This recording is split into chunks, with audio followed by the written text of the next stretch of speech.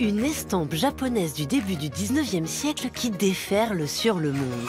C'est l'histoire étonnante de la grande vague de Hokusai.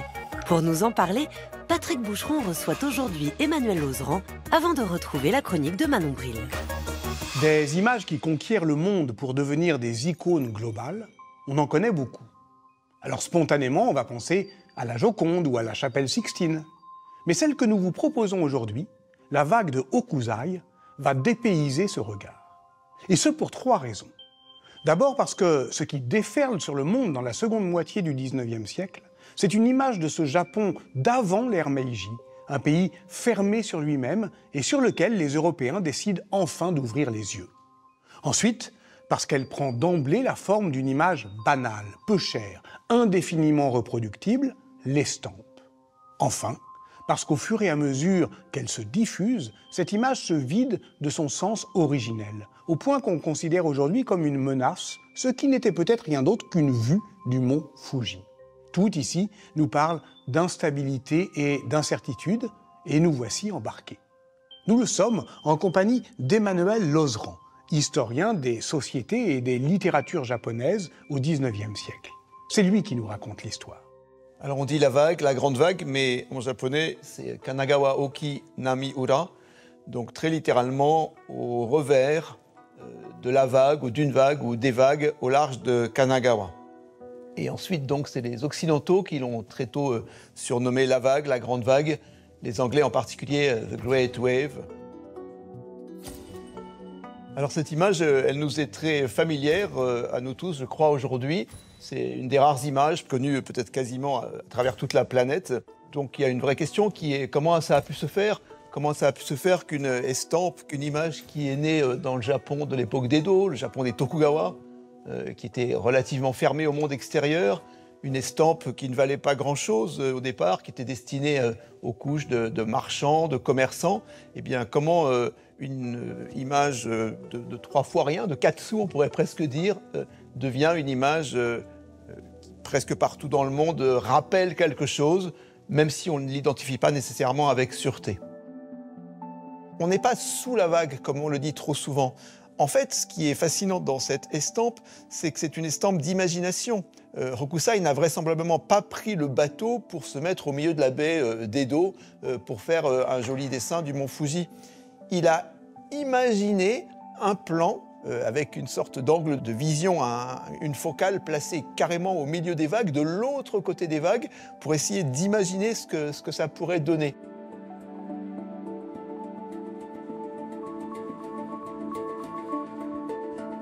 Et il faut aussi imaginer le Japon que dessine Hokusai, car tout part de là, d'un bouquet d'images, de dessins et de figures qu'il nous a légués.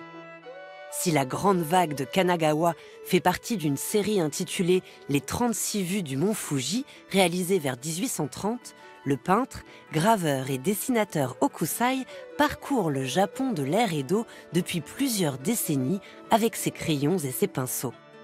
Lorsqu'il dessine sa fameuse vague, Hokusai a 60 ans.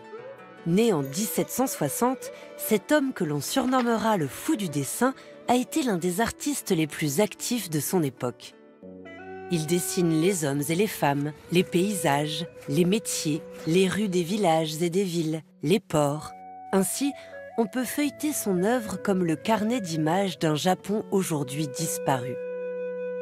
En effet, le Japon de l'ère dite Edo, appelé comme cela du fait de l'ancien nom de la capitale, qui deviendra Tokyo, est un pays fermé sur l'extérieur. Peu de voyageurs, peu d'échanges avec le monde. Le Japon de l'ère Edo déploie de fait ses propres codes esthétiques et artistiques que l'on ne retrouve nulle part ailleurs. La grande vague de Kanagawa intervient à un tournant de la production des estampes appelées ukiyo-e, mouvement artistique majeur de cette époque où, après avoir représenté de nombreuses scènes religieuses, les artistes comme Hokusai se mettent à dessiner le monde tel qu'il est devant leurs yeux.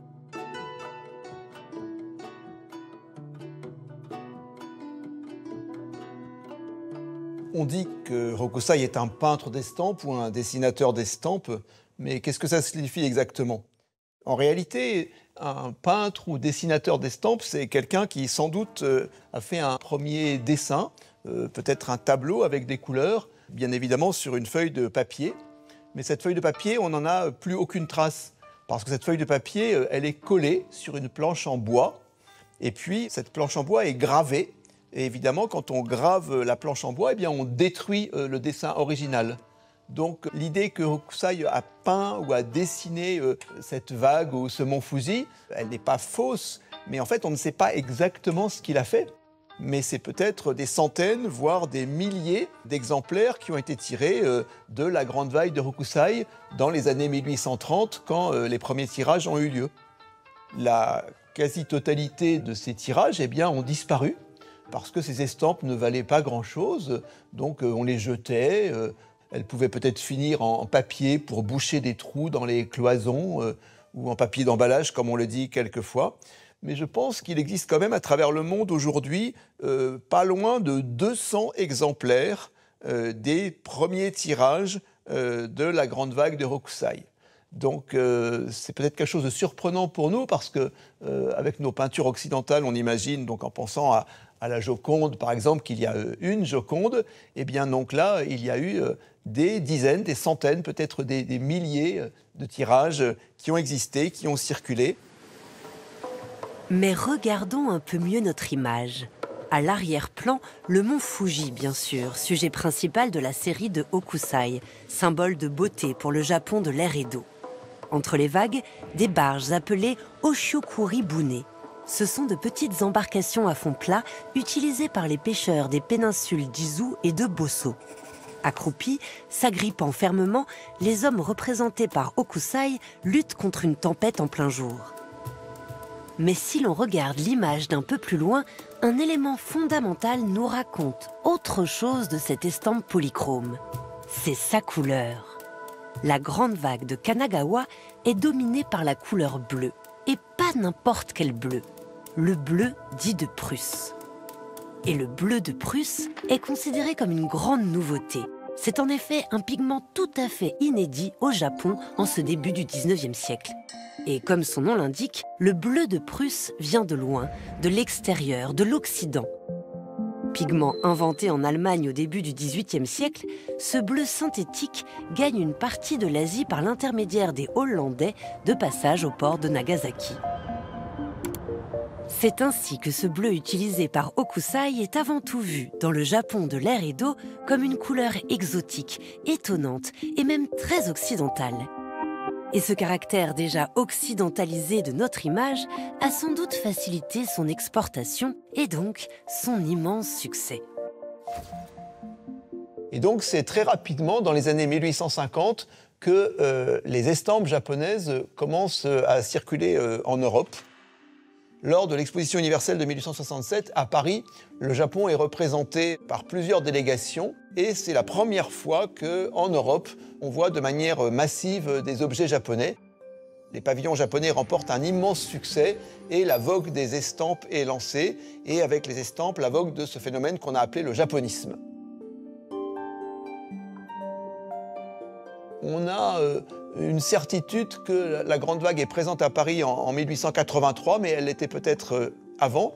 Et on va retrouver ce motif visuel chez différents artistes. Par exemple, chez Van Gogh, dans la célèbre Nuit étoilée de Van Gogh, les mouvements dans le ciel ont quelque chose de très proche de la spirale de la grande vague. Mais chez d'autres artistes aussi, de manière peut-être un peu surprenante, Claude Debussy met un fragment de la vague de Hokusai en frontispice donc de sa partition de la mer en 1905. La sculptrice Camille Claudel a passé de nombreuses années à une sculpture qui s'appelle La Vague, où on reconnaît de manière très claire les motifs de Hokusai. Donc on trouverait beaucoup d'artistes influencés par cette vague de Hokusai. On peut penser aussi à Courbet, qui s'est beaucoup intéressé aux vagues.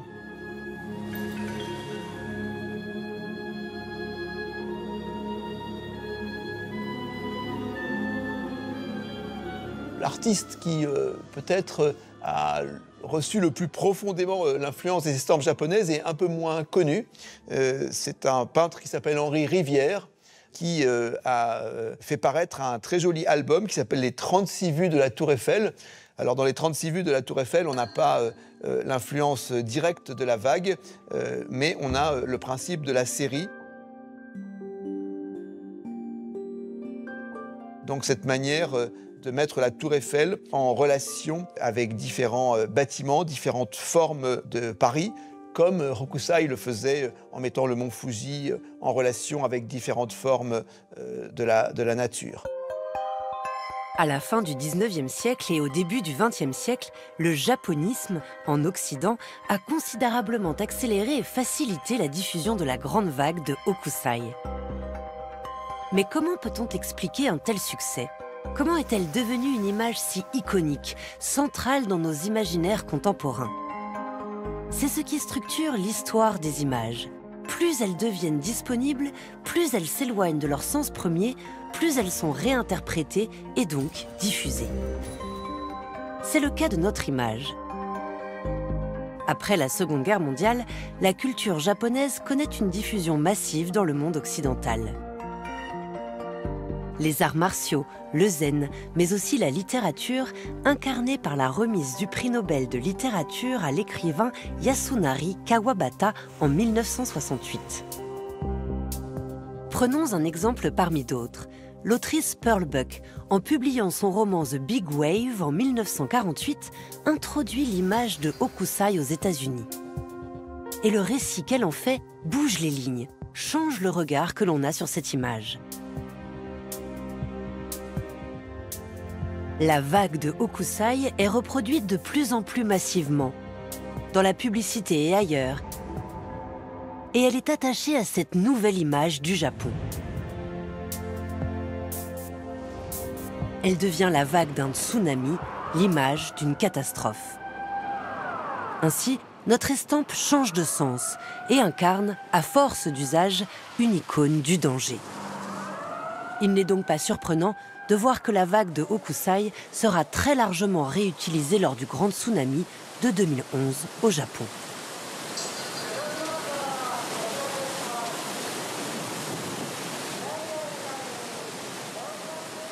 Alors, je crois qu'il faut lever une ambiguïté. Il y a eu plusieurs recherches menées même par des physiciens. La vague de Hokusai n'est en rien une vague de tsunami. C'est une vague tout à fait normale sur les côtes du Japon, même si elle est spectaculaire. Mais dans l'imaginaire collectif, cette forme de vague, avec sa spirale, sa crête, quelque chose dans cette crête et dans l'écume qui est très proche de griffes, d'une sorte de puissance fantastique qui est susceptible d'écraser et de détruire les humains, eh bien, peut avoir quelque chose de menaçant. Et la vague de Hokusai, de manière complètement indépendante sans doute de la volonté de son créateur, peut servir comme ça à être une illustration particulière de différentes menaces. Ce qui n'était au départ qu'un élément parmi d'autres dans l'estampe de Hokusai, cette forme particulière qui est devenue la base d'un langage adaptable, interprétable de manière très différente sur toute la surface de la Terre aujourd'hui. Et maintenant, Manon Bril déjoue la frontière entre histoire et culture populaire.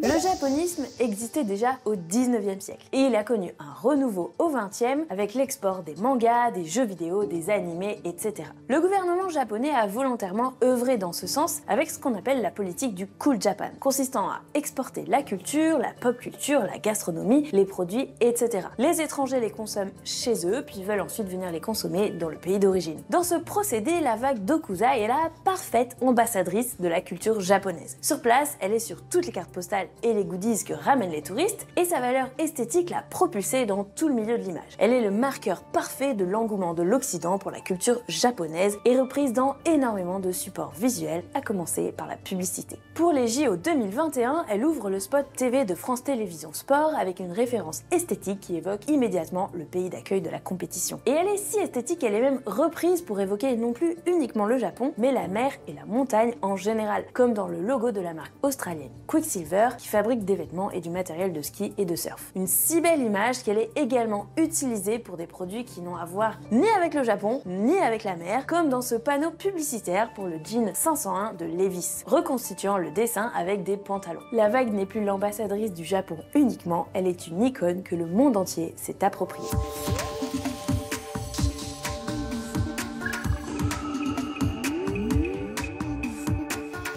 Ce fut donc cela, la grande vague des estampes japonaises.